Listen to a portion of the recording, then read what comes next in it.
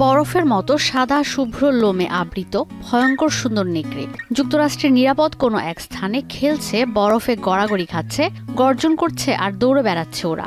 অথচ শ্বেত শুভ্র এই নেকড়ে বিলুপ্ত হয়ে গিয়েছিল 12,000 বছর আগে।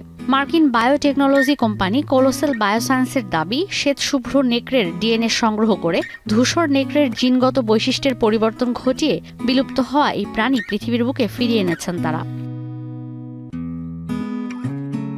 জিনগত প্রযুক্তিবিদ্যার সাহায্যে তারা বিশ্বে প্রথম ডি এক্সটিংশন বা বিলুপ্ত প্রাণী পুনরুদ্ধারের কাজে সফল হয়েছেন। পরীক্ষাগারে 3টি ডায়ার উলফের শাবকের জন্ম হয়েছে।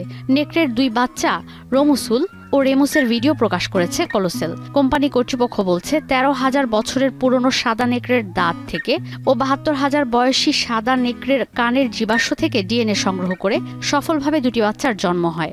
জীবিত ধূসর নেকড়ে থেকে রক্তকণিকা নিয়ে জিনগতভাবে সেগুলোকে সংস্করণ করা হয়। এরপর সারোগেসির মধ্য দিয়ে 2 মাস পর সাদা 2 নেকড়ের জন্ম হয়। তবে নেকড়ে নয়, ডায়ার উলফ ভ্রূণের গর্ভধারিণী বা সারোগেট মাদার হিসেবে বেছে নেওয়া হয় কুকুরকে।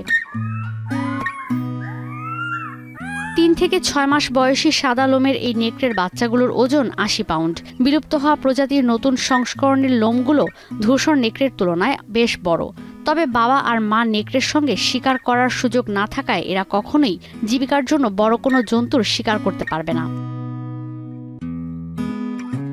কিন্তু এই কষ্টের সার্থকতা মোটেও প্রমাণ করে না উত্তর আমেরিকার মাঠগুলো দ্রুতই দাপিয়ে বেড়াবে এই ডায়ার উলফ। এগুলো বহু বছর আগেই পৃথিবী থেকে বিলুপ্ত হয়ে গেছে।